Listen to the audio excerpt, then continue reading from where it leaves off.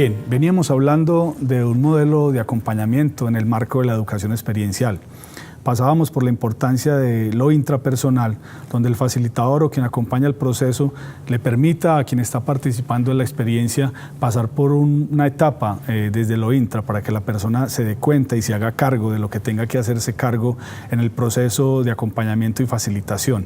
Estábamos transitando por una etapa interpersonal, donde ya cada participante se encontraba con un otro que lo refería, que se convertía en el espejo, que le permitía de alguna manera hacer feedback de aquellas cosas que están ocultas y que yo no puedo ver con facilidad para potencializar el desarrollo de lo que yo quiero alcanzar como ser humano.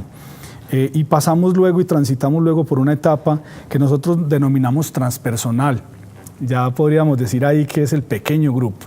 Es decir, el pequeño grupo que se encuentra para potencializar todo su desarrollo, para encontrar habilidades, para encontrar destrezas que le permitan desarrollar todo su potencial como equipo. Ese pequeño grupo también se convierte en una etapa intrapersonal, es decir, cada una de las etapas que estoy nombrando se convierte en la posibilidad de revisar asuntos que están sucediendo conmigo, asuntos que están sucediendo en lo relacional con el otro, asuntos que están sucediendo en lo relacional con los otros, que ya es el pequeño grupo. Normalmente, en los procesos de acompañamiento en metodología experiencial, llegamos a tocar temas organizacionales de una manera muy prematura. Es decir, abordamos coyunturas organizacionales, problemas organizacionales, sin aún tocar todas estas etapas que estoy nombrando y que son necesarias para prepararnos para hablar de esos temas que son coyunturales, que son delicados y que además básicamente a veces produce temor y angustia poderlos plantear por todo el sistema de alguna manera laboral que tenemos. Un sistema que a veces es castigador, que a veces condena la verdad, que a veces no permite que las personas expresen lo que están sintiendo, y es allí donde entonces la persona tiene que hacerse cargo de sus miedos, de sus temores, de sus angustias, para poder trasladarlo luego al tema institucional y organizacional y poder hablar de esos temas con mayor tranquilidad. Entonces, luego de pasar por la etapa transpersonal, donde ya estamos en un pequeño grupo desarrollando un proceso comunicacional y un proceso de encuentro, donde ya podemos básicamente estar hablando de asuntos más objetivos, no tan subjetivos, ya más fidedignos y ya no tan disfrazados. Cuando hablamos de ese disfraz que a veces los grupos traen al desarrollo de las experiencias, es básicamente porque no les permitimos pasar por este proceso. Un proceso que se hace necesario para que aquel que está siendo acompañado o está mediado a través de una experiencia se permita hacer con tranquilidad, asumiendo los riesgos que eso significa. Porque el darse a conocer da riesgos, pero finalmente es la responsabilidad de quien acompaña o facilita el proceso poder estar ahí, pendiente de todos esos escenarios que se presentan. Luego podríamos pasar a una etapa institucional o una etapa organizacional o una etapa empresarial, donde ya los temas del proceso de acompañamiento se desarrollan en el marco de la realidad y el contexto organizacional, lo que nosotros llamamos el acompañamiento in situ.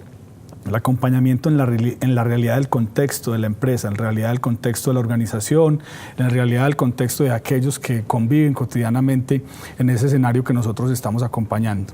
Allí en lo institucional, el facilitador debe tener herramientas, no solamente en su habilidad y destreza de facilitar, de acompañar, de desarrollar el potencial en los equipos, de desarrollar el potencial en las personas, de desarrollar el potencial en las relaciones interpersonales, en el equipo de trabajo, en la organización, sino además que debe tener un soporte conceptual. Debe tener un soporte que le permita validar aquello que está expresando, aquello que está comunicando, aquello que está tratando de mediar y facilitar a través de otros. Es decir, cuando a mí me invitan como consultor a trabajar temas de comunicación, a trabajar temas de liderazgo, a trabajar temas de desarrollo de equipos, de trabajo, yo debo tener conocimiento de esos temas. Ese es un componente vital en el tema de la educación experiencial, que el facilitador sepa acompañar ese proceso. Hay una mirada general como del asunto que yo quisiera como abordar y que nos quedara más claro, y es que nos alejamos de la educación experiencial como un asunto instrumental, como un asunto que solo se utiliza para realizar prácticas, para realizar ejercicios, donde básicamente estamos generando espacios muy seductores para los grupos y para las organizaciones y para aquellos que quieren participar de estos procesos, pero básicamente después de esa seducción y de todo lo que pasa en ese escenario tan bonito y tan simbólico que preparamos para los grupos y para las organizaciones, nada pasa, todo se queda allí. Y lo que estamos tratando de expresar y de fundamentar es la necesidad de que el facilitador acompañe el proceso.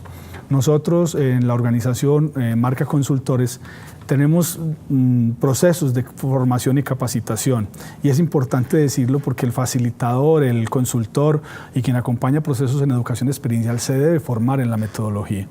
Debe estar acompañado de un proceso de formación, y la formación se transversaliza en unos componentes básicos que son la lectura de grupos. Es decir, el facilitador debe tener una habilidad y una destreza para leer el contexto, para leer el grupo, para leer la etapa en la que se encuentra el grupo. La etapa de desarrollo permite al facilitador ubicarse en su rol de acompañamiento. Ese es un ejercicio vital. Y otro de los temas que a nosotros nos parece importante en el tema de formación es el tema del manejo y la comprensión del conflicto. Se nos viene próximamente la segunda conferencia latinoamericana en educación experiencial. Estamos organizándola y estamos pendientes de invitarlos próximamente a la conferencia para que asistan. Es una conferencia donde vamos a recibir ponentes de toda Latinoamérica que nos van a permitir visualizar el estado actual de la metodología. Esperamos verles en ese escenario para que podamos compartir y podamos visualizar nuevas alternativas de acompañamiento pedagógico, organizacional, educativo. Es importante seguirse formando y seguir pensando en que la educación experiencial se sale de la práctica, se sale del ejercicio y que parte más de un modelo de acompañamiento. En otro programa ampliaremos el tema y podremos visualizar otro panorama de la metodología de educación experiencial.